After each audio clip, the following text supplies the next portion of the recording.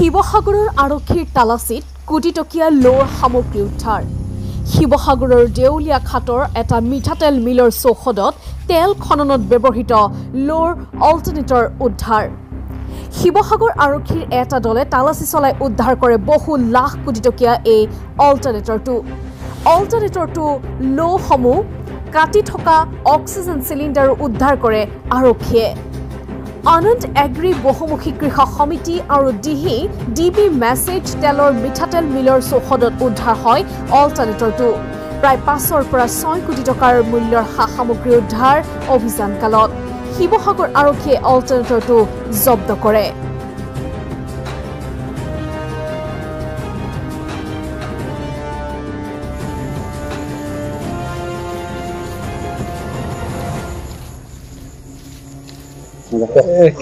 আজি জেঙনিকটীয়া বনিয়াবাৰী অঞ্চলত অৱস্থিত এটা আপোনাৰ মেছাজ বিডি অইল বুলি আছে, আপোনাৰ দিহিং ব্ৰেণ্ড নামে এটা অনুষ্ঠান এটা চলাই আছিলে।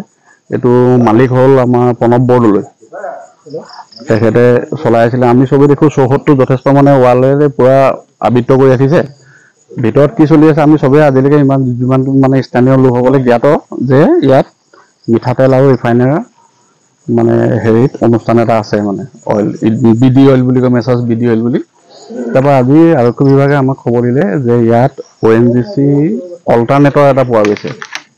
তেতিয়া আমি আহিলোঁ তেওঁলোকৰ লগত, আহি পেলাই আমি স্বচক্ষুৰে এইটো প্ৰত্যক্ষ কৰিলোঁ। আৰু তাত পোৱা প্ৰায় মানে বেছি সময় হোৱা নাই, এইটো কাটি মেলি অঁতৰাই মেলি লৈ যোৱা হৈছে। প্ৰায় 15-16টামান ভাগত মানে বিভিন্ন ভাগত বিভক্ত কৰি থোৱা আছে। সেইখিনি গোটেইখিনি তেওঁলোকে যোগ কৰিলে। এইটো অল্টাৰনেটৰ বুলি কৈছে। কিমান মূল্য বুলি ভাবিছে? মূল্যটোতো আমি ক'ব নোৱাৰিম। সন্মুখতে তেওঁলোকে এই গোটেই অৱশিষ্টখিনি অল্টাৰনেটৰটোৰ লগতে জব্দ